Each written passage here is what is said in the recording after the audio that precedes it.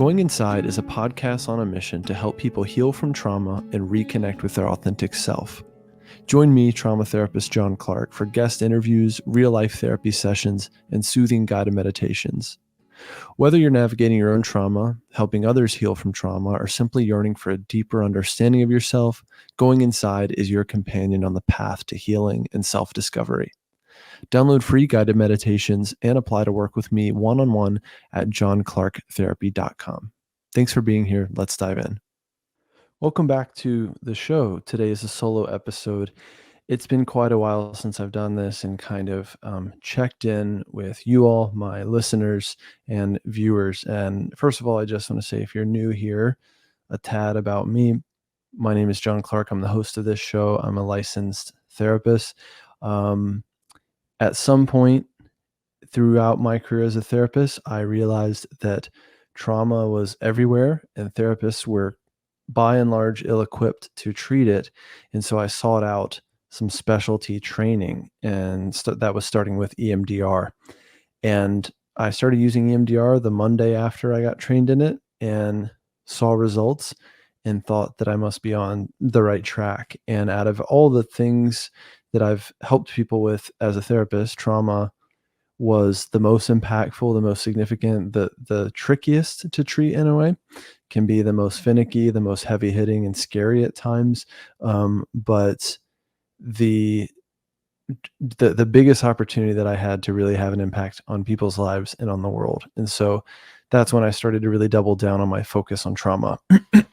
Fast forward some years later, and here I am. I live in San Francisco currently. I run a trauma practice in San Francisco. It's a group practice called Calm Again Counseling, and it's a training practice for residents who are getting their hours for the board. So it's a training practice, and we're all growing as trauma therapists, and I provide their supervision during the residency. And yeah, it's a really meaningful way to integrate what I've learned, to share what I've learned, to be a mentor to the next generation of therapists, and to be in a constant learning culture, which I really love. So I wanted to just kind of, check in with you all about how the show is going. I wanted to share some thoughts I've had along the way in my developing understanding of trauma, the things I'm interested in right now, the things that are working for me in session with clients, and we'll just see where this episode goes. I hope you've enjoyed the guests so far. We've had some really amazing guests. A lot of them are IFS focused, but followed by EMDR, somatic work. We've had folks coming and talking about addiction. We've had all sorts of great topics. We had Payam come and talk about psychedelics and plant medicine. We had Bob Falconer come and talk about unattached burdens or entities. We had Michael Hunter coming and talking about finding spirit guides. So it's just been a wonderful ride so far, and the feedback has generally been great on the show. A little more from me and some things I want to share about my ideas of trauma so far. The three-pronged approach that I generally take in my work with trauma clients is IFS, EMDR, and somatic work. In a nutshell, in IFS, we're doing parts work where there are parts that hold the pain and parts that protect the pain. You could think of it like inner child work. And really the model is kind of like reparenting your inner child. So going inside and being there with parts and for parts the way that they needed someone to be at that time. Creating what we call a corrective emotional experience with our parts by being there for them like they needed someone to be at that time. IFS has this beautiful unburdening sequence where we go back in time and we retrieve the part, or we do a do-over back then we retrieve it, we bring it into the present, we help it release whatever it's carrying, thoughts, feelings, beliefs, like I'm a burden, I'm too much for people, I'm broken. We help them release that using one of the elements, and then we help them install new qualities and help integrate them into the system and bring them out of their painful positions, whether it's an exile just holding pain, or a burned out protector who's been polarized inside the system. So that model really centers around the idea of self, or self energy at the middle, which self is defined by things like compassion, curiosity, um, courage, connectedness, creativity. The idea is we all have this core authentic self, this wise knowing self, and that we struggle because it gets obscured by our parts. We get blended with parts. The model is a beautiful model. I would consider a spiritual model or a psycho-spiritual model. Um, in a way, I just keep going back to this idea of compassion and curiosity. When people in session aren't sure what to do or where to turn, or the pain feels like too much, a lot of times what we try to do and what I try to help them do is basically connect them to their self energy, which is basically at your core, your life energy, your life force. You could even say it's like your chi. There's a lot of different ways to look at it. In a way, I think of it like connecting people to their intuition. And instead of the therapist knowing what to do or guiding the client in their life, a lot of the work is really about connecting the client to their intuition so that they can then move meaningfully forward in their life. Um, and ultimately, that's the best case scenario is they get reconnected to their intuition and can be their own guide, essentially. This also avoids fostering dependence on the therapist, which can be an issue. And this word has kind of lost its meaning, but it truly empowers people to take control of their lives again and take control of their healing. And it helps them believe that I can do it. I can heal. I can overcome this. I can break free from trauma, and I can become my authentic self. So it's really a beautiful model and an incredible journey to help people along. Um, and this idea that we all have a core self that is wise and knowing and loving is a really reassuring stance to take with clients. They're relieved to hear that everything you need to heal is actually already within you. It's a really powerful stance. So IFS is great for everything from like dealing with your perfectionist parts and trying to reduce anxiety by helping unblend from your perfectionist part or your inner critic to the deeper trauma work and helping people through complex trauma and years of severe child abuse and etc. The EMDR piece is interesting. The EMDR piece, um, basically, in my opinion, is best for helping to take the sting out of the painful traumatic memories. So if you have, for instance, a specific memory, a specific trauma that is sticking with you and you're having flashbacks and you have this nervous system response, you have nightmares, you try to not think about it, so you have this degree of psychological avoidance, then EMDR is great for basically taking that memory that at the time memory consolidation stopped in the middle of the trauma and never resumed. So we go back and access that memory while stimulating both sides of the brain by tapping or moving the eyes, etc. And that helps the memory consolidate and go into long-term storage where it belongs. So that can really help take the sting out of it and get people out of this nervous system activation or overactivation or out of their freeze response or flight response, whatever it might be. So you're really addressing the brain, the memory part of trauma, which is an important prong of the whole treatment. Lastly, and I guess the avenue that I'm most developing right now in my own work, in my own training, is somatic work, somatic therapy, or somatic experiencing.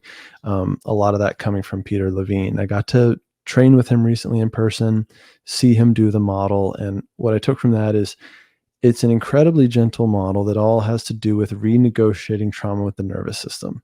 So similar to how in EMDR, the brain stops processing trauma, in somatic experiencing, the nervous system stops doing its thing during trauma. It doesn't complete the response. On the other hand, if you look at the example of a gazelle in the wild that was just attacked but survived a near-death attack from a lion, after the threat is gone, the gazelle finishes the nervous system response. And it usually looks very physical, twitching, shaking their legs, sweating, just kind of shaking it out, shaking that excess energy out and completing that nervous system response. You might even see their legs twitching as if they're running and finishing that running response instead of the freeze response. So the idea is a lot of the suffering we have from trauma is we're stuck in that freeze response or in the flight response or fight response. That shutdown response is a really powerful one. Shutting down, being immobilized, unable to move, unable to fight back. One thing that's interesting about this model is it is not a very cognitive model, not cognitive at all, I should say. The idea is that the trauma really is not a cognitive process. And actually, you don't have to revisit the memories in order to heal from trauma, which is an alternate stance from the other models of kind of going there, going back there.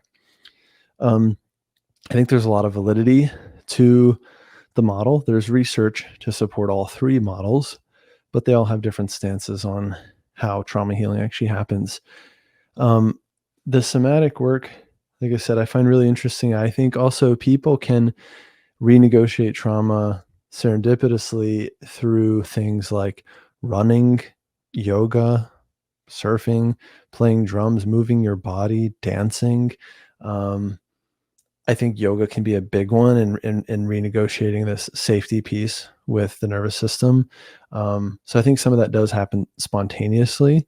I think the relief is the clients, again, don't have to go back there and they don't have to really think their way out of trauma because guess what? We didn't think our way into trauma, so we're not going to really think our way out of it, right? Or rationalize our way out of it or through it. So my guess would be the somatic work is going to be one of the biggest areas that's going to keep growing, or an approach that's going to get more and more popular over the next few years. All three have been gaining popularity. What can people do outside of therapy to heal from trauma? I'm also really interested, like I said, in other things that people can do. Everything from plant medicine, psychedelics, ketamine. I'm not endorsing those things on this podcast, but I'm saying there are many ways to heal, and each person should take their healing into their own hands and find the things that can be healing. There are methods like those that do traditional plant medicine work that are so much more ancient than psychology. In a way, psychology is brand new, and it wasn't that long ago that Freud was putting people on a couch and saying, you're messed up because you want to have sex with your mom. That's that was not that long ago. So I am aware of that, just to really respect and try to have humility around how new our field is. We've learned a lot. There's a lot we know about what works, and there's also a lot we don't know about what works. Even EMDR, only a few decades old, right? Same thing with IFS or Peter Levine's work. I mean, these folks are still developing the model as we speak. And so that shows you just how new it is. That being said, indigenous cultures have their own perspectives on trauma, which people like Bob Falconer do a great job talking about, and going back to shamans of the world and seeing how they help people in their communities heal from trauma. Often a very spiritual experience, often a very physical experience, the release of trauma, often including things like plant medicine. So I think there's a lot to be said about this work already being done for many, many, many generations before us. Other things I think you can do along the way, and that I have a lot of interest in, things like energy work. Again, this is outside of therapy or what a typical licensed therapist would do, but maybe you could refer your clients, or if you're a client, refer yourself to someone who's reputable as an energy worker, doing things like Reiki, Tai Chi, Qigong. Qigong is something I've done almost every morning for the better part of the last year, and it's helped me tremendously. Going back to that idea of self energy, or working with your source energy, your Qi. Qigong is a great way to work with that energy first thing in the morning, or before you start your day, or halfway through your day, or before the client walks in the door, or after they walk through the door. There's really no bad time to do that and to work with your own energy. There's also something to be said about protecting your energy, and with things like Reiki and understanding that we all have an energy field that can be observed with a medical scanner, and people have a permeable energy field around them that is emanating energy and also tends to absorb energy. People with trauma tend to be extra sensitive to absorbing people's energies, right? So it's important to work on that barrier. There's a visualization exercise I do with my clients where you essentially imagine light coming in either through the top of your head or the bottoms of your feet. And it's a white or golden light that kind of envelops you in a soft bubble. And you can work with that bubble, that light field around you, to create an energetic barrier or boundary. A lot of people are really into talking about boundaries these days, and all the TikTok therapists of the world are talking about boundaries, and that's a good thing. And boundaries are often misunderstood. Boundaries are not just putting your hand up and telling someone no. That could be a boundary, but thinking about your energetic boundary is a really important part of the work as well, especially in the realm of trauma. So I think pulling in things like that is really helpful. Connecting to your faith and spirituality is incredibly helpful and would only boost your resilience. So I think going through trauma is a spiritual experience, and therefore healing trauma has to be a spiritual experience, whatever that means for you, whether it's working with Reiki or working with a shaman or going to church and working with your pastor or whomever, whether it's just connecting with nature and using nature and trees and water to help ground you and cleanse you, whether it's just putting your bare feet on the earth every morning for 20 minutes and getting some sun in your eyes. I think all that counts, all that adds up, and we have to be doing everything we can to heal from trauma in an integrative way and not just in isolation or just do a little EMDR and hope that you're done. It's a journey and has to be looked at more holistically than we're currently looking at it. So we have a long way to go in that regard. These are just some thoughts for now. So, like I said, I really hope you've been enjoying the podcast. We'll continue to do what we've been doing with great guests. If you would like to be a guest, please reach out. John@johnclarktherapy.com is my email, or go to my site, johnclarktherapy.com, to learn more, to get my info. We've also done a lot of demos now of me doing IFS live with people who have volunteered to do sessions with me. So I hope you've enjoyed those. You can get a glimpse of my work and how I kind of do the model. Certainly not doing it perfectly, doing as best I can within my capacities. And I hope it's helpful for you to see the model in action, especially if you're new to it. It's great to see it in action, and even better to experience it yourself. So I highly recommend experiencing it yourself as a way of learning it. So I just want to thank you again for being here along this ride, and we'll continue to push on with the podcast. We've got some interesting episodes coming up, and I'm also really grateful for the community it's helping me build with the interesting guests and people and new connections. So thank you for being along for that. If you want to work with me, if you're a practitioner like a therapist or coach, and you want to improve your work and improve your trauma work, reach out to me. If you're a client looking for trauma therapy, reach out, and then we can talk about working together. So that's it for now. If you like these solo episodes, let me know, and I'll do more of them along the way. And otherwise, thanks again for being here, and I'll see you in the next one. Take care. Bye-bye. Thanks for listening to another episode of Going Inside. If you enjoyed this episode, please like and subscribe wherever you're listening or watching, and share your favorite episode with a friend. You can follow me on Instagram, YouTube, and TikTok @JohnClarkTherapy, and apply to work with me one-on-one at johnclarktherapy.com. See you next time.